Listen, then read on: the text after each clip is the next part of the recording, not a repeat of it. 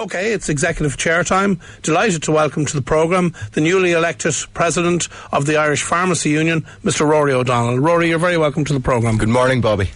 Now, tell us a little about you, Rory, as a person, the early days growing up in Donegal. I grew up in Donegal, as you say. I grew up in Dunlow, County Donegal, went to the local school, Ross's Community School. I played football for the Ross's Rovers, had an absolutely idyllic upbringing with my folks, Paddy and Evelyn O'Donnell.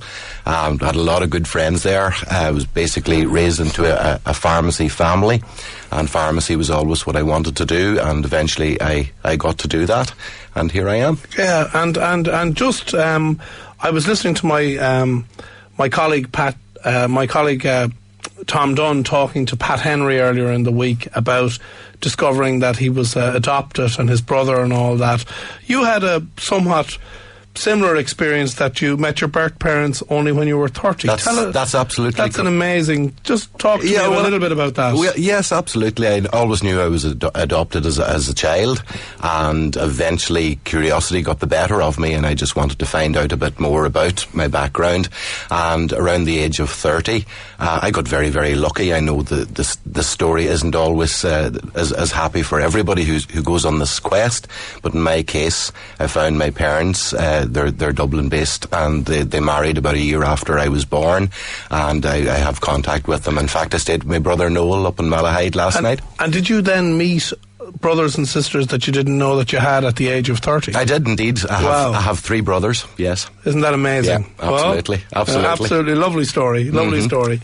So you say you were brought up in the world of pharmacy. Yes. This was, I suppose, a typical sort of rural pharmacy. They maybe did they sell veterinary drugs, and it was the type of pharmacy that you wouldn't see on Grafton Street, let's say. Well, absolutely. It was very, very much a community pharmacy in the truest sense of the word, and those values, I'm very proud to say, have been instilled into me, and it's great to be able to continue practicing pharmacy in that way, and that's very much how I do it.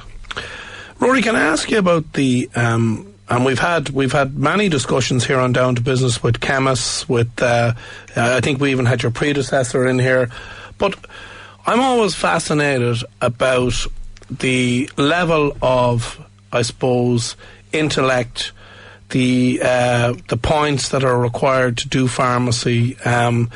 They seem to be somewhat disproportionate with the actual experience. In other words, and I don't mean to be unkind saying this, but that you've got to be really, really highly qualified to be essentially a form of shopkeeper. And I'm not, and I am a shopkeeper myself, so that is in no way talking down what a shop. But I just think that the level of competence required, it just...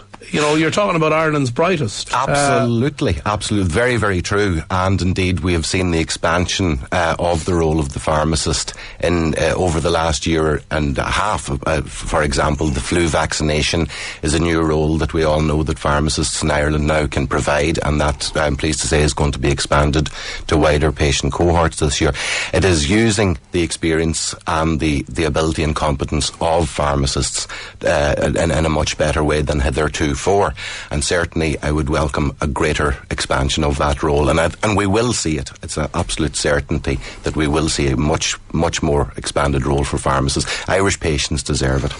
And is it the coming together of the doctor and the pharmacy that it's you may end up with shared services from the one place? I see now pharmacies have to have this consultation room now that they weren't required to have. Are we creeping that direction? Very much. There's a lot of overlap between the various healthcare professionals, and we all work very well together. Basically, we care for the same patients, and we have to work together and share our resources best we can. And certainly that is the area that we will be going into. Tell me a little bit about the Irish Pharmaceutical Union. 1,800 members, 1,500 pharmacies. I would suggest a very powerful lobby group, well connected with the pharma sector. What do you stand for? We're very much by the side of the pharmacist and on the side of the pharmacist. That's primarily what we're there for. We solve problems for our members. We provide leadership, we provide direction, and we advocate very strongly for the profession of pharmacy and for greater roles, particularly for pharmacists, to the benefit of patients. We do our best to align ourselves where possible with government health strategy, and we work with stakeholders across the sectors, both nationally and internationally, for the benefit of pharmacy and for the patients we serve. Now, and not that I'm holding up a candle for pharmacists, but they've been at the front end of retail. They were, and I've said it publicly before, they were the people who led the charge on paying big key money and big rents because there was so much competition in the marketplace. There are also a lot of them who've been left in situations paying high rents with leases that they can't get out of. Savage competition from a whole lot of other sectors, government legislation, cutting margins. For some, it must be a pretty grim place. Absolutely. It's been a very, very tough few years in pharmacy and indeed across the retail sector, as you've said, Bobby. We pay exorbitant rents, we pay unsustainable rates, and even the regulation is very expensive in Ireland. It's necessary, but it does come with a cost. So certainly the cost base in Irish retail and indeed in Irish pharmacy, it does need to be addressed to make us more competitive. It's, again, to the benefit of everybody concerned, especially the patients that we serve. But certainly we have had a number of very difficult years. The future, we just basically have to soldier through the current economic challenges that we face and look towards a brighter future. Okay, I'm talking to Rory O'Donnell here. He's the president of the Irish Pharmacy Union. Rory, when you, how long is the tenure of president? How long? It's 2 years. I was elected at the end of April. Okay, so what do you hope? What legacy do you hope to leave behind you? Well, certainly, we're conducting a strategy review at the moment where we would identify opportunities for pharmacy, and that process is at a fairly advanced stage. And certainly, I would like to think that there'll be more roles for pharmacy. Stability in the pharmacy sector is the very, very top of the agendas we've already discussed. They would be two of the most important things. Also, to be able to provide our members with direct CPD, for example, that's very high on our agenda, and we have actually rolled out quite a lot of CPD for our members by internet means and decision support. We don't do jargon on this show, so explain CPD. Continuous professional development. Right, there you go. And and are we going to see fewer pharmacies, more chains? I'm just trying to get a sense of where the sector is actually going. It's very, very difficult to say. Some people would say that is inevitable. I sincerely hope it isn't. We're there to support each and every one of our members as best we can, but it is a very, very difficult environment. I have a text in here from a listener who says that in Dublin 14 and in the past 2 years, 2 or 3 chemists have opened, all within a quarter of a mile of each other. That's from Owen. There used to be some sort of regulation, was there not, on how many chemists could be in a town, or who bust that cartel up? That only actually was enforced for a short number of years. It was always a very open market, and it has become so again. There was never what you'd call a closed market. For a number of years, it was necessary to establish certain criteria to justify the opening of a pharmacy. But for very many years now, that has not been the case. It is the most liberal and most open pharmacy market, perhaps anywhere in the world, certainly in Europe.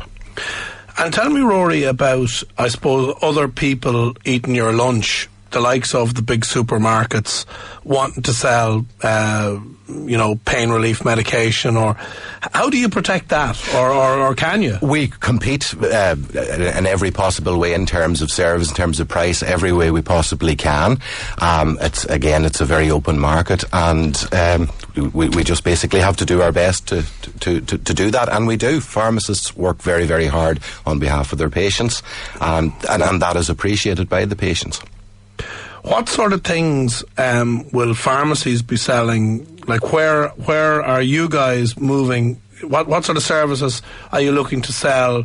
I suppose, to increase turnover, or like we have had scenes like there was an association with developing photographs and that. Maybe that's all gone now because it's online, but you got to keep coming up with new things, don't you? Well, absolutely. The whole photography thing has changed an awful lot, as you've said. I know you have a keen interest in photography yourself.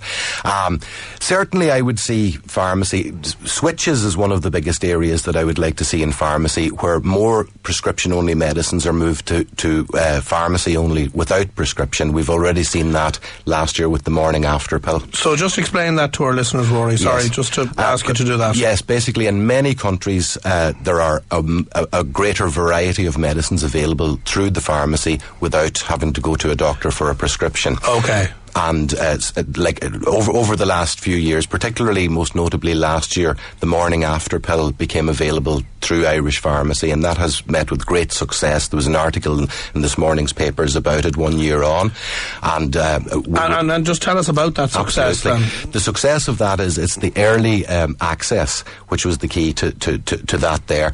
And as a result of that, then have sales of the morning after pill skyrocketed? Oh, there's an awful lot more morning after pills being dispensed through pharmacies now directly. Obviously it wasn't happening before. You had to get a prescription. Now women who need the morning after pill come into the pharmacy, they speak to the pharmacist in private in the consultation area, and it is dispensed to them where appropriate. Okay. Right, let's have a look at this quick fire round. We do this with all our executive chair participants. I'm speaking to Rory O'Donnell. He's the president of the Irish Pharmacy Union. Okay. What did you want to do when you were younger? Oh, very boring. I always wanted to be a pharmacist. What was your first paying job? I worked in a pharmaceutical firm in Lakewood, New Jersey, as a quality assurance chemist on a J1 visa. How was that? It was great fun. I worked nights, so I missed out on a lot of the fun. When you want to take your mind off work, what do you enjoy? I ride a motorcycle, play a bit of music. Oh, it's a Harley, is it? No, it's a Honda Goldwing. Yeah, better. wow. A kitchen with wheels. And you also play guitar and piano? I play the guitar, piano, and a few other instruments. I love music. Are you in a band? Not anymore. Okay. Who's the most impressive person you've ever met, and in one sentence, why? Oh, that's a difficult one. I've met an awful lot of very impressive people, not least some of the people inside the IPU, and indeed my family and friends. My mum, I guess. Okay, that's good. What's your personal goal for 2012? Well, I've ticked a lot of the boxes so far into 2012. I've set myself a series of goals at the start, and I'm happy to say I've ticked most of them. I haven't done anything about my own fitness levels, and I see our Vice President, Kathy Marr, running marathons and running over hot coals for charity and stuff. I've got to emulate that this year. Scariest thing you've ever done? Look in the mirror every morning. Okay. Favourite food and food hate? Well, my wife's lasagna is hard to beat. Food hate, I'm not that keen on naan bread because of what it does to me, and I believe you're the same. Well, I wonder. Favourite quotation? If you think you can and you think you can't, you're right. Henry Ford. Very good. How many points do you have on your driver's licence? Oops, I have 4, but I think it'll be down to 2 pretty soon. Good man. And if you can think of one thing, perhaps in the business world, that you've seen on your travels that we might do in Ireland, what would you suggest? Oh, that's got to be more pharmacy roles, perhaps screening for the likes of diabetes. We all know that 1 in 10 Irish adults will have diabetes over the next 8 years, and I think that would be a great win-win for everybody. Just a couple of quick texts in here. Why do we need 1,500 plus pharmacies in Ireland? There's only 250 in Holland with a home delivery service. Is that something you guys might be doing? You never know what the future will hold. Yeah, so 250 as opposed to 1,500 is a big difference, isn't it? It's a big difference, a very different market, different models. Why no online pharmacy in Ireland, unlike UK? Is that regulation? It's a regulation. You would ask yourself, is it better that way? I suggest that what we have here is far superior. Okay, I think we'll wrap on that basis. I'd like to thank all my guests. I'd like to thank Rory O'Donnell, President of the Irish Pharmacy Union. Our